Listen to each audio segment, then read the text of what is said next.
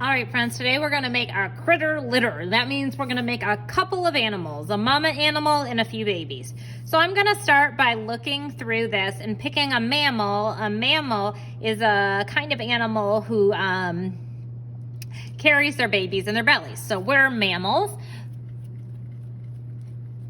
And you're gonna pick one. I think I'm gonna do a cat.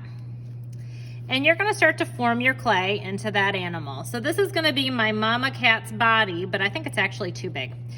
So I'm gonna go like this, make it almost looks like a potato or a sausage right now. Then I'm gonna make a head for my cat. I rolled a ball. And then I'm gonna make little ears by pinching. So one way I can make my clay do what I want is to pinch it. Now I'm gonna put that on there, and right now it kind of looks like an owl because it's missing its legs. So what I'm gonna do is take this clay and I'm gonna roll 4 little balls and stick them on for legs. Now it's gonna be hard to make my cat stand up right now because my clay is still wet. So I'm not gonna worry about whether it stands well. 2, 3, and 4 legs.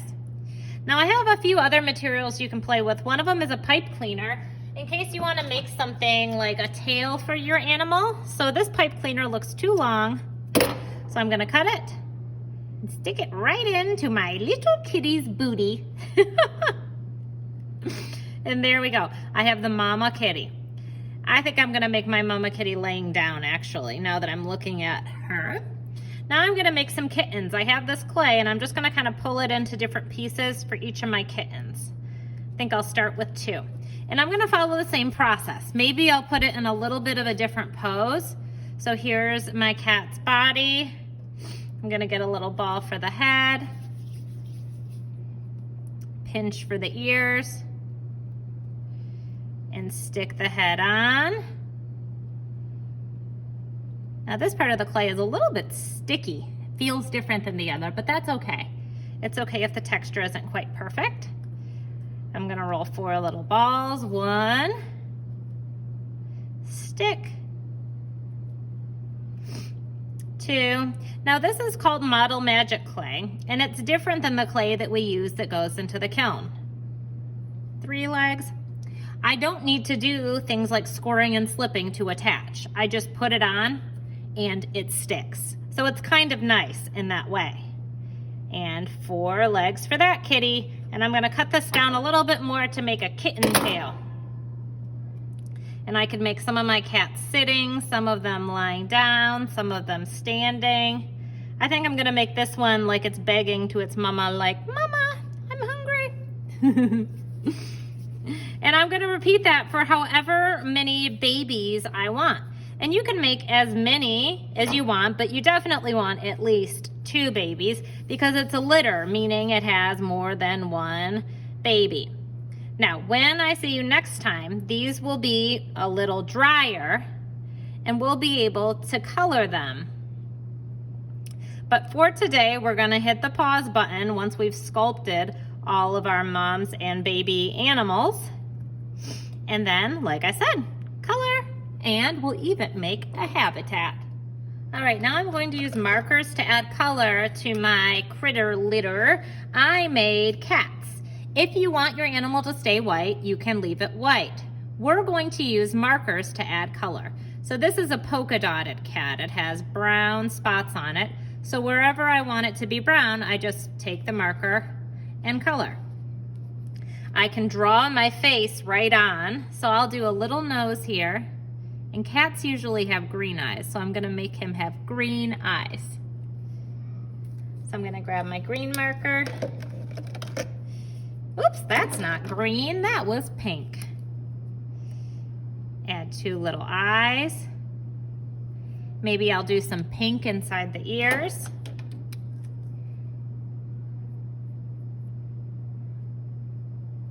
And I just color on this the way I would color on anything else, and the markers really show up bright. One thing you'll notice is that if you touch it right after you color, the color kind of spreads and smears. So you want to kind of stay off it. You can see I accidentally did that there, and it's not a big deal, but it's not as nice looking when you do have those smears. So now I'll go to my kitty that was standing and begging and give him little eyes, nose and mouth, and add any sorts of color. It doesn't need to be realistic colors. You could have a purple cat, or if you want it to be realistic, it's okay if it is.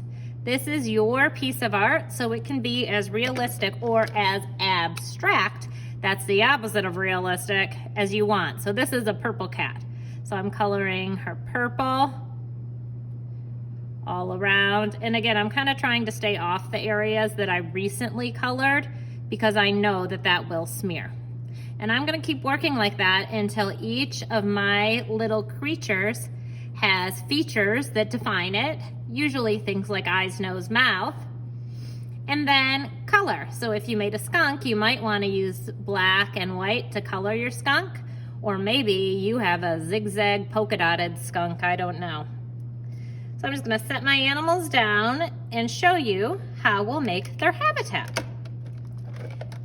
Once you're done coloring these, you're going to grab a white piece of paper and you start by folding it in half and giving it a crease.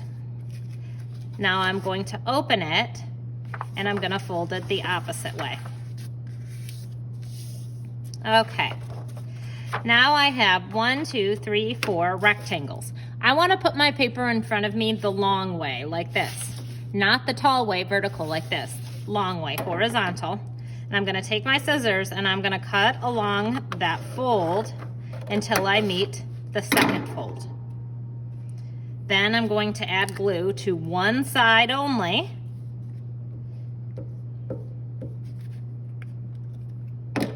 Lift it, and it pops up.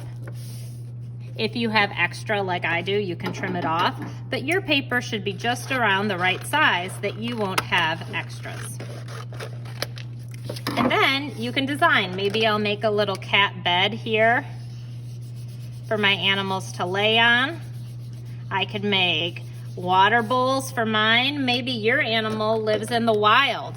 So my animal's a cat, so hopefully it lives inside in a nice safe place and has lots of kibble to eat. But maybe you made a bear, and a good spot for a bear is not in the house, it's in the forest.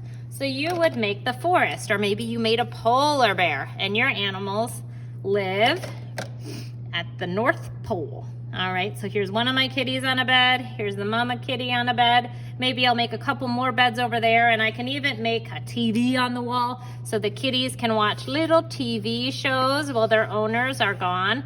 Maybe I'll draw a cat on TV so the kitties are watching a show about cats on TV. Maybe it's a show about yummy, yummy cat food, and these cats are like, please buy me that type of cat food next time.